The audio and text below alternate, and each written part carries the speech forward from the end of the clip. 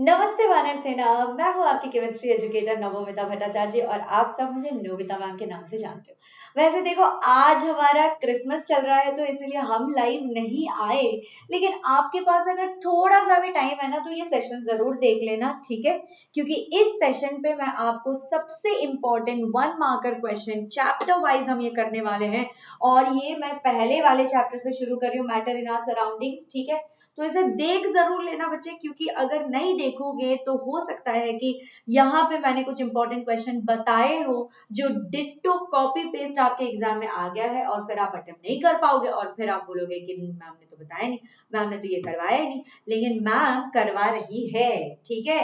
तो आपको अपने छुट्टी के दिन भी 20 से 25 मिनट निकालो और ये सवाल जो है एक बार देख लो, ठीक है बच्चा? तो मेरी तो इतनी सी आपसे रिक्वेस्ट रहेगी, कर लेना, बढ़िया होगा। तो चलो शुरू करते हैं विदाउट मच फर्दर अडू। मेरे पास आप लोगों से बात करने के लिए भी कुछ है नहीं, क्योंकि मैं तो ये रिकॉर्ड कर रही हूँ, है ना? मैं लाइव देख नहीं पा रही हूँ, लेकिन मैं ये जरूर कर सकती हूँ कि जब ये प्रीमियर हो रहा होगा उस टाइम पे मैं आपके साथ चैट में बैठ जाऊंगी और हम साथ में बैठ के बातें करते करते ये सेशन देख लेंगे। क्या कहते हो? चलेगा? चलो ये करेंगे हम। अच्छा जी, आगे बढ़ते हैं और पहले सवाल को देखते हैं। देखो, पहला जो हमारा क्वेश्चन है वो हमसे पूछ रहा है कि which phenomenon is responsible for the spread of the smell of perfume in a room? जब आप परफ्यूम लगाते हो कहीं पे भी, है ना, तो स्मेल जो है पूरे रूम में आने लगती है। तो ऐसा कौन सा फिनोमिनन है जिसकी वजह से आपको ये परफ्यूम का स्मेल दिखता है, या फिर सॉरी, परफ्यूम का स्मेल दिखेगा कैसे? परफ्यूम का स्मेल सूंघने को मिलता है। किस किस वजह से हो रही होती है? डेफिनेटली हम सब मान जाएंगे अगर मैं कहूंगी कि इसका आंसर है क्या? इसका आंसर है हमारा डिफ्यूजन, है कि नहीं? इसका आंसर क्या है? Diffusion is the correct answer, है कि नहीं बच्चा? मानते हो सब लोग? सहमत हो मेरे से? Yes, diffusion is the correct answer. चलो let's go to the next question. The next question is the process of conversion of a solid directly into a gas is called। ऐसी कौन सी प्रोसेस है जिससे कि आप सॉलिड को directly gas में convert कर देते हो? और आपको बताना है कि डिफ्यूजन, सब्लिमेशन, फ्यूजन या कंडेंसेशन में कौन सा करेक्ट आंसर है। तो क्या लगता है, ऐसा कौन सा प्रोसेस है जिसमें कि सॉलिड जो है वो डायरेक्टली गैस में कन्वर्ट हो जाता है? मेरे ख्याल से इसका आंसर तो ऑप्शन बी, सब्लिमेशन होना चाहिए। पर क्या आप मेरे से सहमत हो? आपको होना ही पड़ेगा, sublimation is the correct answer. I know that, right? And so do you. चलो क्वेश्चन 3 बच्चे, which of the following processes involves the release of energy? इनमें से कौन से को देख के लग रहा है कि यहां से एनर्जी रिलीज होती होगी?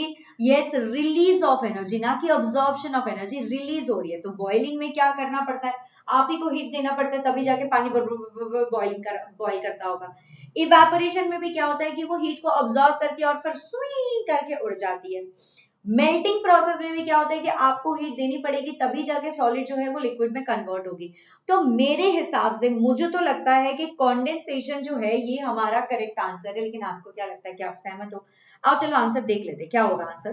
कंडेंसेशन ही है। आओ जरा पीठ थपथपा दो अपना, आप लोग थपा, आओ आओ मैं कर देती हूँ। Pat on your shoulder. हाँ, virtual pat on your shoulder जो है मैंने आपको दे दिया, ठीक है? यस, ओके, चलो जी आगे बढ़े। ऑलराइट, नेक्स्ट क्वेश्चन हमारा है कि which of the following best explains the fluidity of liquids? ठीक है, लिक्विड्स फ्लूइड होते हैं, ये हमें पता है। गैसेस भी जो होते हैं वो भी फ्लूइड्स होते हैं, सिर्फ सॉलिड्स हमारा फ्लूइड नहीं होता।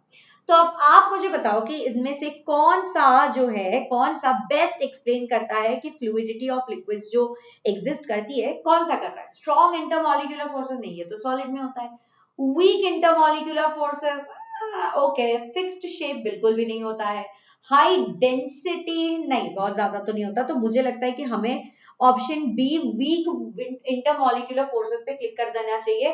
पर देखो जरा एक बार करेक्ट आंसर देख लेते हैं। अरे क्या बात है यार, मैम भी करेक्ट, आप भी करेक्ट, क्योंकि मुझे पता है कि आप लोगों ने भी वीक इंटरमॉलिक्यूलर फोर्सेस ये आंसर बोला होगा, है ना? तो चलो बहुत बढ़िया, आगे बढ़ते हैं, आगे बढ़ते हैं, आगे बढ़ते हैं। What is the SI unit of pressure? Is it Newton? Is it Joule? या फिर पास्कल या फिर केल्विन? बच्चा इसका क्या आंसर दोगे? इसका क्या आंसर दोगे? मुझे तो लगता है कि इसका आंसर, मैं थोड़ा कंफ्यूज्ड हूं, पर चलो 50-50% कर ले क्या? जूल तो नहीं हो सकता, केल्विन भी नहीं हो सकता, क्योंकि ये एक तो टेम्परेचर से है और जूल जो है ये हीट एनर्जी की होती है ना? ये हीट एनर्जी की होती है, करेक्ट। न्यूटन जो होता है ये आई थिंक फोर्स की एसआई यूनिट होती है। तो बचा हमारे पास क्या ऑप्शन, बचा हमारे पास पास्कल है। अब देख लेते हैं कि क्या पास्कल, वो हो pascal is the correct answer. क्या बात है वानर सेना, वानर सेना तो आज जो है बहुत ज्यादा क्या बन गया है, इंटेलिजेंट बन गया है। Very good very good. चलो आगे बढ़ते हैं, नेक्स्ट देखो, the transformation of liquid water, ठीक है, लिक्विड को सॉलिड आइस में हमें कन्वर्ट करना है। अब ये जो ट्रांसफॉर्मेशन हो रही है ये किस चीज की एग्जांपल है, डिफ्यूजन की, बिल्कुल भी नहीं, गलत जवाब। सब्लिमेशन की, बिल्कुल भी नहीं। फ्रीजिंग, यस, हम इसे फ्रीज जरूर कर रहे हैं। Is it condensation, no. Condensation में क्या होता है बच्चा, कॉन्डेंसेशन में वाटर वेपर जो होती है, वाटर वेपर जो होती है वो कन्वर्ट होती है लिक्विड में, ना कि लिक्विड से सॉलिड हो रही होती है, यानी कि गैस से लिक्विड में कन्वर्ट हो रही होती है, उसे हम कॉन्डेंसेशन कहते हैं। सही बात है, ओके। चलो जी आगे बढ़ते हैं, आगे बढ़ते हैं, 7th क्वेश्चन पे हम पहुंच गए।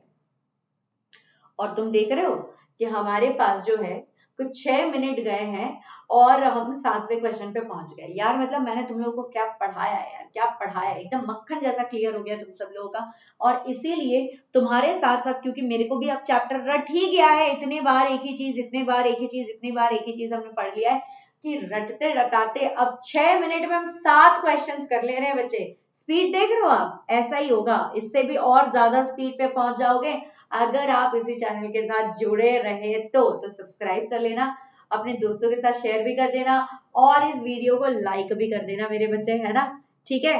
Thank you so much. चलो आगे बढ़ते हैं। The rate of evaporation increases with, rate of evaporation कब increase कर रही होती है, decrease in surface area, surface area। आप कपड़े को ऐसे ऐसे सिकुड़ के फिर आप थोड़े टांगते हो, नहीं, कपड़ों को इस तरह से ऐसे फिर उसके बाद उसे एकदम ऐसे फैला के, टिप टॉप फैला के फिर उसके बाद डाल देना। क्यों, ताकि सरफेस एरिया जितनी इंक्रीज हो जाएगी उतना ही ज्यादा जल्दी इवेपोरेशन हो रहा होगा। तो डिक्रीज इन सरफेस एरिया तो सरासर गलत है मेरे हिसाब से। अगर ह्यूमिडिटी बढ़ा देंगे तो यानी कि हवा में और ज्यादा वाटर वेपर है ना। अगर मैं ह्यूमिडिटी बढ़ा दूं तो हवा में और ज्यादा वाटर वेपर है। अब अगर इतना ज्यादा वाटर वेपर हुआ तो जो इवेपोरेट हो रहा है वो पानी कहाँ जाएगा, वो पानी जा ही नहीं पाएगा। तो increasing humidity is also not the option, ठीक है। इंक्रीज इन टेम्परेचर, जी हाँ बिल्कुल, टेम्परेचर बढ़ा देने पे इवेपोरेशन जो है जल्दी जल्दी जल्दी जल्दी हो जाएगी। अगर मैं प्रेशर इंक्रीज कर दूं तो प्रेशर इंक्रीज के साथ मतलब इवेपोरेशन कैसे होगा यार, प्रेशर इंक्रीज और इवेपोरेशन के साथ मतलब ये तो तालमेल नहीं खा रहा ये चीज। तो मेरे हिसाब से ऑप्शन सी जो है यही हमारा करेक्ट आंसर होना चाहिए। आई जस्ट होप कि आप लोग सब सहमत हो मेरे से, ठीक है। चलो जी आगे बढ़ते हैं। 8th question, the freezing point of water is, बताओ पानी का फ्रीजिंग पॉइंट क्या है बच्चे, 0 डिग्री, 100 डिग्री, -273 डिग्री सेल्सियस या फिर 10 डिग्री सेल्सियस। फ्रीजिंग पॉइंट क्या होता है, freezing point melting point basically same ही होता है और दोनों के दोनों ये क्या हो जाएंगे, 0 डिग्री सेल्सियस हो जाएंगे। अगर यहाँ पे ये इन्होंने देखो इन्होंने यहाँ पे -273 डिग्री सेल्सियस लिखा, इसीलिए ये गलत गलत हो गया, ठीक है। अगर इन्होंने 273 केल्विन लिखा होता तो फिर शायद ये इसे हमें सही सच बोलना पड़ता है ना। यस, तो 0 डिग्री सेल्सियस जो है यही हमारा करेक्ट आंसर है, ठीक है। अच्छा जी आगे बढ़ते हैं, नेक्स्ट क्वेश्चन देख लेते हैं। नेक्स्ट क्वेश्चन क्या है, A form of matter has no fixed shape, but it has a fixed volume. An example of this form of matter is क्या, क्रिप्टॉन, केरोसिन, कार्बन स्टील या कार्बन डाइऑक्साइड। क्या कह रहे हैं, ये कह रहे हैं कि किसी फॉर्म, मैटर का कोई फॉर्म है जिसके पास कोई फिक्स शेप नहीं है लेकिन इसके पास फिक्स वॉल्यूम है। ओ, तो फिक्स वॉल्यूम किसके पास होती है, लिक्विड के पास होती है। गैसेस के पास तो फिक्स शेप भी नहीं होते, फिक्स वॉल्यूम भी नहीं। बच्चा मुझे लग रहा है कि ये थोड़ा इंपॉर्टेंट सा सवाल है, ऐसे कुछ सवाल आपके एग्जाम में आपको दिख सकते हैं, तो प्लीज इसे नोट डाउन कर लेना। क्योंकि देखो थोड़ा सा तोड़ मरोड़ के जो है, थोड़ा ट्विस्ट एंड टर्न करके पूछा है, बोला है कि कोई एक ऐसा फॉर्म ऑफ मैटर है। तो ऐसा कौन सा मैटर होता है जिसके पास कोई शेप नहीं होती, फिक्स शेप नहीं है इसके पास, लेकिन इसके पास फिक्स वॉल्यूम है। अब आपको पता है कि सॉलिड के पास शेप भी होती है, वॉल्यूम भी होती है। लिक्विड के पास शेप नहीं होती लेकिन वॉल्यूम फिक्स होती है। गैसेस के पास दोनों के दोनों फिक्स नहीं होते। तो क्रिप्टॉन गैस है, नहीं हो सकता, नोबल गैस है। क्रिप्टॉन क्या है, क्रिप्टॉन जो है ये अपना नोबल गैस है, ठीक है। ये एक नोबल गैस है। Helium, neon, argon, krypton, xenon, radon, ये होते हैं नोबल गैसेस, ठीक है। केरोसिन अपना क्या है, ये अपना लिक्विड है, ठीक है। कार्बन, स्टील, ये क्या हो गया, ये तो अपना सॉलिड हो गया। कार्बन डाइऑक्साइड फिर से क्या हो गया, ये गैसेस हो गया। तो क्रिप्टॉन और कार्बन डाइऑक्साइड के पास ना तो फिक्स वॉल्यूम रहेगी, ना तो फिक्स शेप रहेंगे, ठीक है। अब लिक्विड केरोसिन जो है, हाँ जी, ये बिल्कुल बिल्कुल बिल्कुल जो है इसके पास फिक्स शेप तो नहीं है, लेकिन वॉल्यूम इसके पास फिक्स्ड है और ये हम जानते हैं, ठीक है। चलो जी आगे बढ़ते हैं। नेक्स्ट देखो, when heat is constantly supplied by a burner to boiling water, then the temperature of water during vaporization is क्या? जब हीट आप कॉन्स्टेंटली सप्लाई कर रहे हो, ठीक है, किसी एक बर्नर के थ्रू बॉइलिंग वाटर के लिए, आपको पानी बॉईल करना है, तो temperature of water during vaporisation क्या हो जाएगी, राइजेस वेरी स्लोली, बहुत धीरे धीरे धीरे धीरे हो रही होगी। rises rapidly until steam is produced, first rises and then becomes constant, या फिर does not rise at all। देखो, जब आप कॉन्स्टेंटली हीट सप्लाई कर रहे हो किसी बर्नर के द्वारा, आपको पानी बॉयल करना है, तो temperature of water during vaporisation, इन्होंने मेंशन कर दिया कि वेपोराइजेशन के वक्त, वेपोराइजेशन के वक्त क्या हो रहा होगा, तो वेपोराइजेशन के वक्त जो है ऑप्शन डी पे ही आपको बताना पड़ेगा कि does not rise at all, ये बिल्कुल भी नहीं बढ़ रही होगी, क्योंकि जब वेपोराइजेशन हो रही है उस टाइम पे पानी का सिर्फ और सिर्फ इकलौता इकलौता जो गोल है उसका वो है कि पहले मैं अपने आप को कन्वर्ट कर लेता हूं, पहले मैं अपने आप को लिक्विड से वेपर में कन्वर्ट कर लेता हूं, फिर देखेंगे तापमान किस तरह से बढ़ाना है। तो मेरे ख्याल से ये option D does not rise at all he होना चाहिए और यही हमारा करेक्ट आंसर है मेरे बच्चे, ठीक है। आगे बढ़ते हैं, 11th क्वेश्चन पे आ गए हैं। 11th क्वेश्चन को देखो क्या लिखा है। 11th क्वेश्चन देखो बच्चे, लेटेंट हीट ऑफ फ्यूजन और लेटेंट हीट ऑफ वेपराइजेशन से भी एक सवाल आना ही आना है, तो इसको भी जो है मार्क कर लो, 3 स्टार लगा दिया, यानी कि बहुत इंपॉर्टेंट है। इन दोनों क्वेश्चन को आप प्लीज नोट डाउन कर लेना, ताकि आज आ भी जाए तो गलती ना हो आपसे। अब देखो क्या लिखा है, the boiling point of alcohol is 78 degree Celsius, what is this temperature in kelvin scale. Kelvin scale में इसकी क्या टेम्परेचर, बॉइलिंग पॉइंट अल्कोहल की कितनी है, 78 डिग्री सेल्सियस है। अब आप बताओ कि केल्विन स्केल पे इसकी क्या टेम्परेचर होगी, 373 केल्विन होगी, 351 केल्विन होगी, -5 केल्विन होगी, या फिर 78 केल्विन होगी। अब देखो बच्चे, आप सबको पता है, आप सबको पता है कि 0 डिग्री सेल्सियस का मतलब कितना केल्विन में होता है, बताओ जरा, बताओ जरा, कौन बता सकता है मुझे, देखो 0 डिग्री सेल्सियस है ना, 0 डिग्री सेल्सियस को केल्विन में अगर हम करेंगे तो क्या मिल जाएगा हमें, क्या मिल जाएगा हमें। सबको पता होगा कि 0 डिग्री सेल्सियस जो होती है वो केल्विन में कितनी होती है, 273.15 होती है। एक्चुअली में क्या होता है कि 273.15 केल्विन, लेकिन हम इसे जो है ना अपने हिसाब से हम इसको थोड़ा आसान बनाना चाहते हैं, तो इसलिए हम 273 केल्विन बोल देते हैं। अब ये कह रहे हैं कि कोई चीज अल्कोहल जो है ये 78 डिग्री सेल्सियस पे बॉईल हो रही है, तो अब हमें क्या करना पड़ेगा। अब 0 का मतलब अगर 273 केल्विन है, यानी कि 78 डिग्री सेल्सियस के लिए क्या करना पड़ेगा, 78 डिग्री सेल्सियस के लिए हम क्या करेंगे, 273 प्लस 78 कर देते हैं, ठीक है। इससे क्या मिल जाएगा, देखो 8 और 3, 1 2 3, 8 और 3 कितने होते हैं, 11, हाथ में रह गया 1, 7 और 7 हो गया 14, 14 एक और ये 15, और हाथ में रह गया एक और, तो 2 1 ये हो जाएगा 351 केल्विन, यानी कि हमारा ऑप्शन बी जो है ये बिल्कुल सही है। आप बता दो आपको भी यही मिल रहा है कि नहीं मिल रहा है, मिल रहा है सब लोगों को, सब लोगों को ये मिल रहा है 351 केल्विन। वाह यार, मचा देते हैं अपन, है ना, सही बात है। चलो अगला देखो, which of the following is most suitable for summer. Summer के लिए हमें कौन से कपड़े पहनने चाहिए, कॉटन पहनने चाहिए, नायलॉन पहनने चाहिए, पॉलिस्टर या सिल्क। सबको पता है कि कॉटन पहनना चाहिए, क्यों, क्योंकि कॉटन में जो कॉटन का कपड़ा होता है, जो कॉटन का फैब्रिक होता है, उसमें ना छोटे छोटे छोटे छोटे पोर्स होते हैं, जिसकी वजह से इवेपोरेशन बहुत एफिशिएंटली होती है। और जब इवेपोरेशन होती है, यानी कि स्वेट, पसीना जब इवेपोरेट करता है तो क्या करता है, वो हीट अपने बॉडी में से लेकर भागती है, तो हमारा बॉडी जो है जरा सा कूल डाउन होता है। तो yes, option A cotton is our correct answer. Do you understand this? I hope so. आगे बढ़ते हैं, चलो 13th क्वेश्चन पे पहुंच गए हैं। Under which of the following condition we can boil water at room temperature। ठीक है, रूम टेम्परेचर पे अगर हमें बॉईल करना है पानी को, तो हम क्या करेंगे, एट हाई प्रेशर पे बॉईल करेंगे, एट लो प्रेशर पे बॉईल करेंगे, एट वेरी हाई प्रेशर पे करेंगे। एटमॉस्फेरिक प्रेशर पे करेंगे बच्चा। एटमॉस्फेरिक प्रेशर यानी कि अभी जो हमारे सर के ऊपर, तुम्हारे मेरे सबके सर के ऊपर जो प्रेशर है वही हमारा एटमॉस्फेरिक प्रेशर है।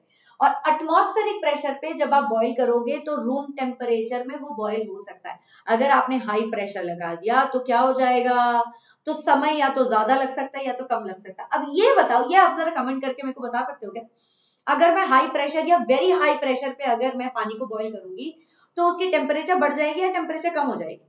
जरा सोच के इसका आंसर मेरे को देना जरा, ठीक है। इसका आंसर आप मुझे कमेंट सेक्शन में जरूर बताना क्लास के खत्म होने के बाद, क्योंकि मैं देखना चाहती हूँ कि आप में से कितने लोगों को ये पता है। बिल्कुल मैं जानना चाहती हूँ, प्लीज बताना, ठीक है, प्लीज बताना। और कोई बात नहीं, अगर आपको नहीं भी आता आप कुछ तो लिख दो, उसका आंसर मैं आपको बता दूंगी, मैं आपको बताऊंगी, लेकिन मैं चाहती हूँ कि आप जरा सा ढूंढ के बताओ, क्योंकि खुद जब ढूंढते हो ना तो फिर आप कभी उसे भूलते नहीं हो। तो प्लीज ढूंढ के बताओगे ना, पक्का ना? Thank you. चलो आगे बढ़ते हैं। Kinetic energy of a molecule is directly proportional to क्या? काइनेटिक एनर्जी, किसी मॉलिक्यूल की काइनेटिक एनर्जी अगर आपको पता करनी है तो वो किससे किससे डायरेक्टली प्रोपोर्शनल होगी? Both temperature as well as pressure. तो मेरे हिसाब से ऑप्शन सी होना चाहिए, क्योंकि टेम्परेचर बढ़ाओगे काइनेटिक एनर्जी भी बढ़ जाएगी, प्रेशर बढ़ाओगे तो भी काइनेटिक एनर्जी जो बढ़ जाएगी। तो मुझे तो लगता है ऑप्शन ऑप्शन सी होना चाहिए। नहीं होना चाहिए ऑप्शन सी, क्योंकि प्रेशर और काइनेटिक एनर्जी कैसे रिलेटेड है? प्रेशर और काइनेटिक एनर्जी कैसे रिलेटेड है? मैंने ही गलत बोला। हाँ, और मैंने देख भी लिया कि मैंने आंसर भी जो है, आंसर भी मैंने देख लिया है। तो प्रेशर एंड काइनेटिक एनर्जी कैसे रिलेटेड होते हैं? Pressure and kinetic energy, pressure and kinetic energy कैसे रिलेट होते हैं यार?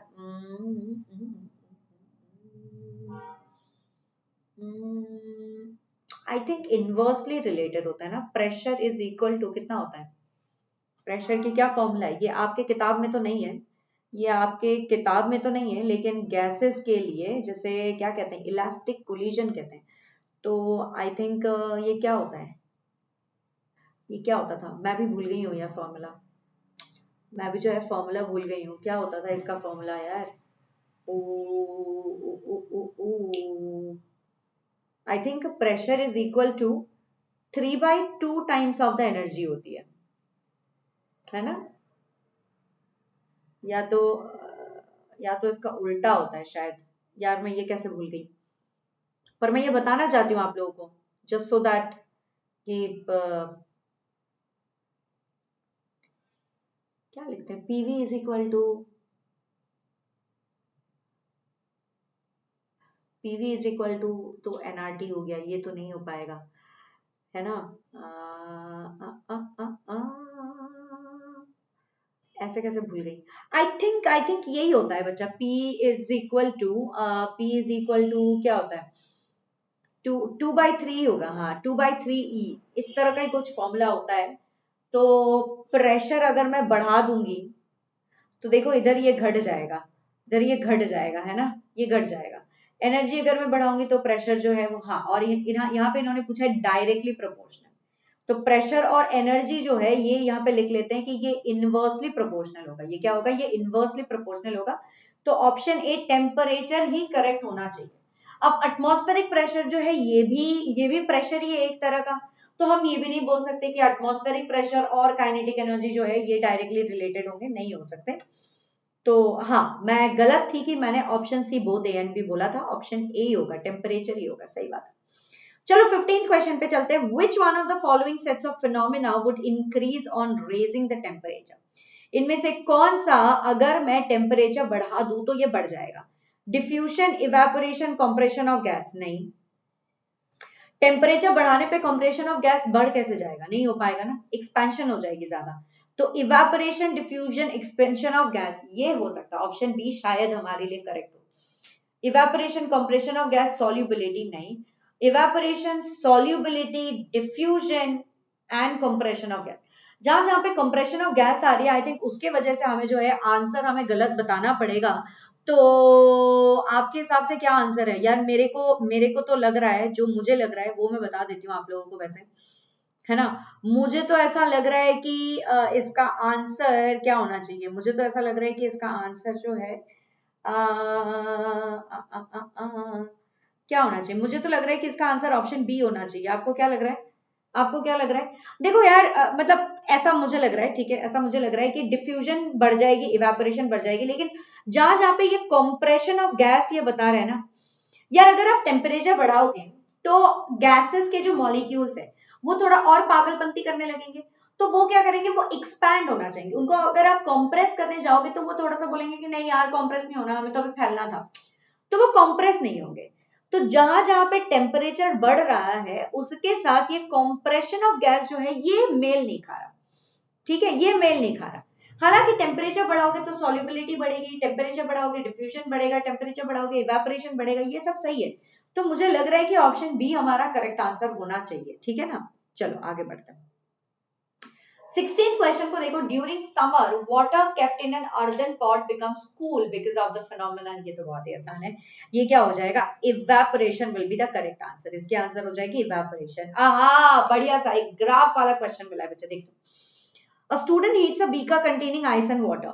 एक बच्चे ने बर्फ और पानी दोनों था, उस बीकर को उसने हीट करना शुरू किया और he measures the temperature of the content of the beaker as a function of time. मतलब टाइम उसने एक एक्सेस में ले लिया है और इसी के साथ जो है टेम्परेचर को वो बढ़ाता चला गया, बढ़ाता चला गया।